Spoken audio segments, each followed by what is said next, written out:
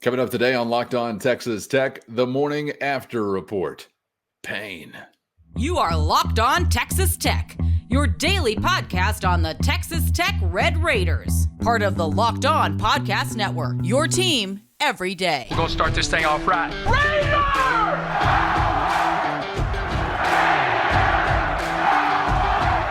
Everything runs through Lubbock.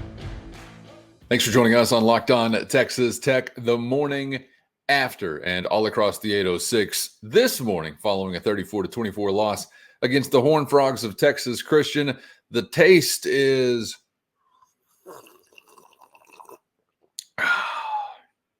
I'm not even sure this is coffee at this point in time. What are we looking at? Well, not enough to pull off the improbable on the road from Fort Worth, and really it was just a combination of issues. First and foremost, the Horned Frogs doing some things right.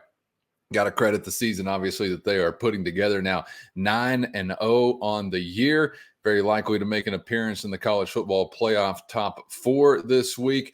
And wondering just what the ceiling might look like for Sonny Dykes and the gang in year 1 for his coaching staff in Fort Worth. So want to credit those in purple as they made a lot of things hard on the Red Raiders. Certainly want to credit their quarterback, Max Duggan, for having an outstanding year and continuing to just refuse to give the football up. He would not break the Red Raiders in on the fun as far as the turnover column was concerned.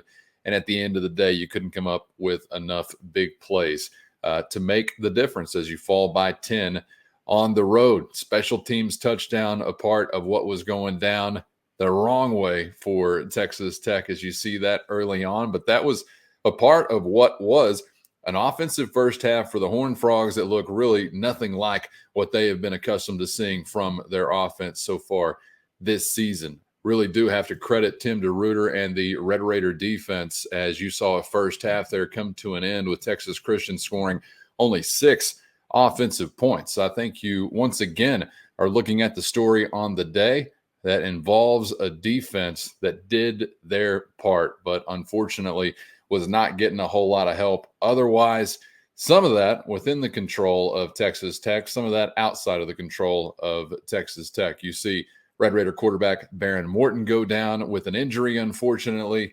And obviously, whenever you understood that he was not going to return to the game, had to feel like all bets were off.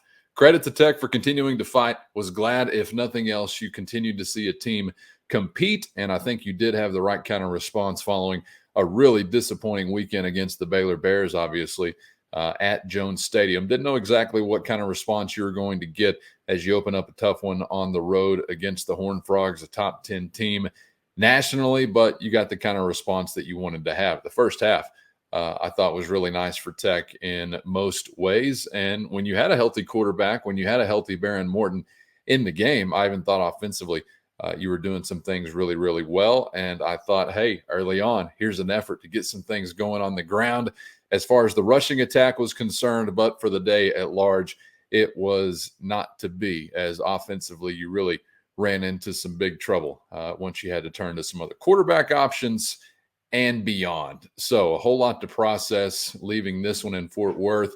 And, of course, unfortunately, processing some things as well outside of the lines, so to speak, processing some things that involve guys in striped shirts.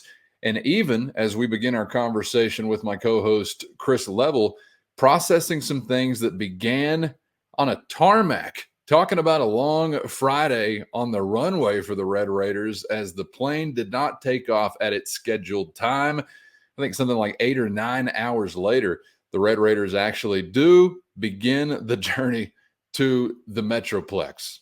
I think those kids probably handled it better than some of the adults that had to experience the travel issues and all that. I just how that team would show up, if they would be use it to their advantage and it not bother them, or if they would fight and compete against a really good team on the road.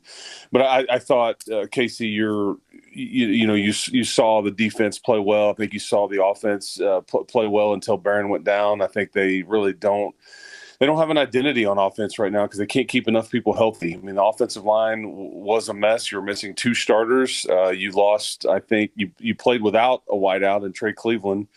and then you lost 2 more as the game would go along, and you just can't get any traction at all. And we can take issue with some of the play calling and some of that, but you just don't have. I mean, because I keep asking myself, okay, if I was needed 5, where am I going with it? Who am I calling? What number am I dialing up? And that's the frustrating part is TCU plays without Johnston. He played the first series, and he's their standout wideout. We talked about him a lot last week, and they just got enough playmakers and a quarterback that's healthy, and it just kind of figures it out. He does not over. I mean, does Max Duggan, and I just think that you just because I don't think Tyler looks like himself. I think whenever Barron, now that you look back on it, when Barron went down, I just don't know if you really had a chance, and that's frustrating to kind of try to figure out how you're going to beat a really good team when you just don't.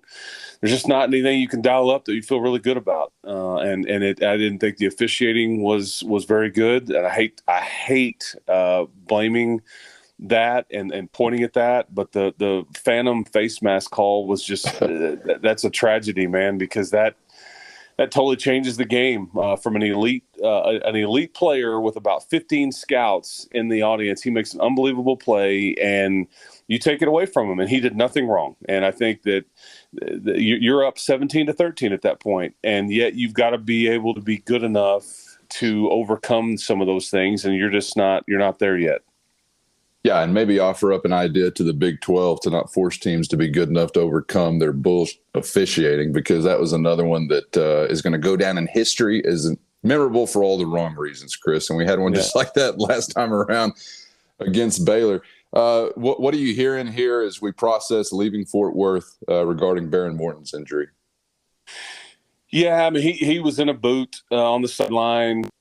In the second half, and I think he's, I would be surprised if he's available against Kansas. I just would. I don't want to say that definitively, but I think it'll be a decision between Donovan and Tyler in some order, and I wouldn't be surprised if you see them both play. But I don't necessarily feel great about either option. I don't know if they do either. I think that Donovan is just it's a turnover issue, and I think that when you look at Tyler, and he admitted this after the game, his mind and his brain is very engaged. He's locked in. I just think, but as he said, his body hasn't quite caught up yet. I just don't see the zip on the ball. I don't see just the same level of kind of quickness, and it's just hard whenever you miss 2 months. It's not his fault. It's just the reality of the situation that he's in right now, but. If they're going to go with him, I mean, he's got to be more assertive with his throws, and he's got to get that zip back. And it's maybe we're asking for too much, but that's what I would tell you on the quarterback situation. But it's just weird to me that you're about to see a 6-3 Kansas team come into your stadium, and you're 4-5. I mean, that's the harsh reality of where you're at right now. Yeah, no doubt about it, man. I'm curious what you thought about the Horned Frogs. First game this season, they scored less than 38. We talked about that. At halftime, they had 6 offensive points. I mean, I really thought Tim DeRuyter's bunch was doing some good stuff against an offense that had been flying high.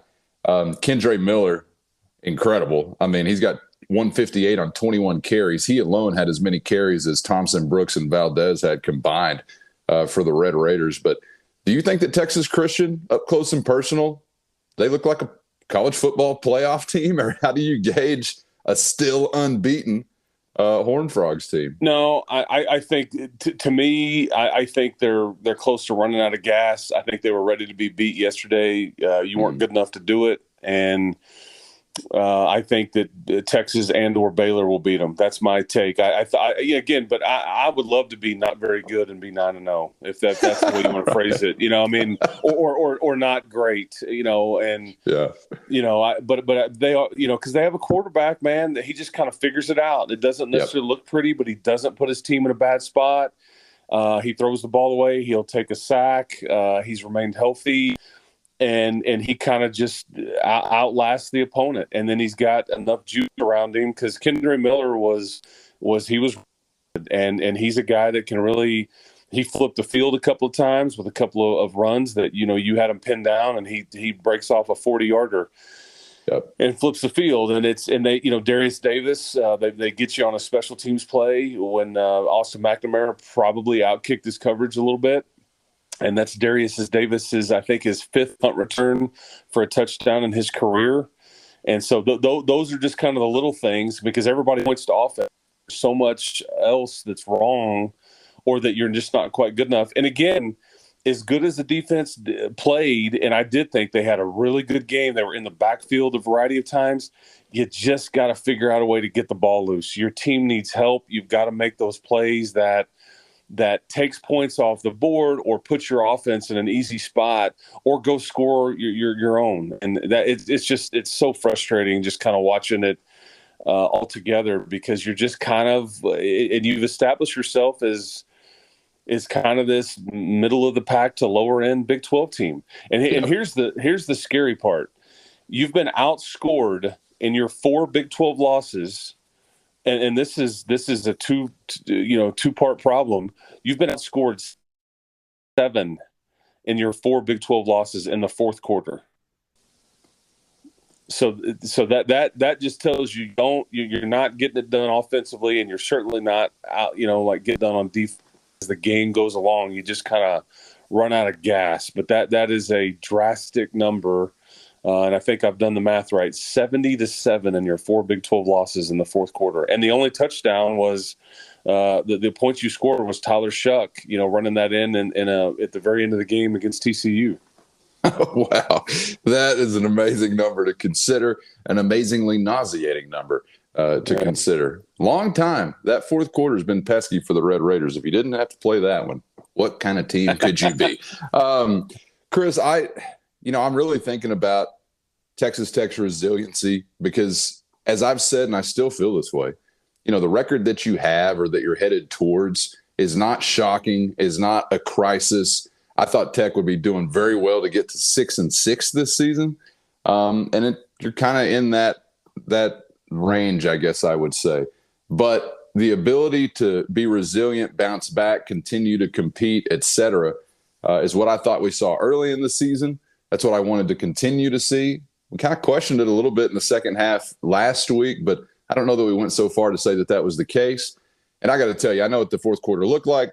I know what the final score was in Fort Worth, but I saw a team that was fighting their butts off again, and I'll take some solace in that fact, I suppose. I guess you were seeing the same thing probably up close. Yeah, and Casey, and I think Joey saw the same. I mean, you get a 4th down stop at the end of the game when you could have easily given up another touchdown. I mean, you come back and score. Cameron Valdez is a guy that we've been talking about some. I'd like to see more of that. He needs to get better being a complete running back. But there's some juice that I think you desperately need. You see his speed, but I just appreciated, so they fought. They had a sorry ass Friday, man. I mean, we all did, and it was very frustrating. And so I just don't know. I wasn't sure what you'd get, but those kids are resilient, and now they face Casey. What I feel like is really, if you go to a bowl game, this is a game you've got to win on Saturday at your place with a 6:00 kick against Kansas, a team that's already bowl eligible. This is just a game that you need to you need to rally, and you need to be very resilient again, and you need to figure out a way to beat Kansas, and it won't necessarily be easy. And again, it's a bizarro world that I'm saying that, but that's the reality of where you're at. But they'll keep doing that. They'll keep fighting and playing hard. I think you're going to give yourself a chance to play a 13th game this season for sure. Hope so. Still got the opportunity, and even that would be a surprise to some. 6-6, 5-7, I think were the most popular preseason projections for Texas Tech, even from Red Raider faithful. So you still got the opportunity to hopefully get back to a bowl game for another season. Chris, appreciate the time as always, man. You're not sitting on a runway in Fort Worth, are you, as we're having this conversation? I just want to make sure. God bless, man. I wouldn't wish that on anybody, man. No. For somebody as tall as I am, that is not a fun place to be, man. Stuck on a cramped Well, of course, airplane. it was you and a bunch of other really tiny guys. Yeah, I mean, Glad you made it back either way. You're not on a tarmac. You're not in an airplane. You committed no federal crime by bursting out of an airplane window that I know of. I would have. So kudos to you for your patience, man. Thanks for the time, Chris. Appreciate it, Casey. Keep hope alive. And there you have it, ladies and gents. That's how the dust settles this time around as the Red Raiders are hitting the ground running this week, looking up once again at a sub 500 record, but still a path out there to get to a bowl game, no doubt about it. And certainly kind of makes you feel this week at Jones Stadium with the Kansas Jayhawks coming to town is resembling something along the lines of a must-win game as far as that effort is concerned. You want to get to a sixth win. You want to get back to a bowl game.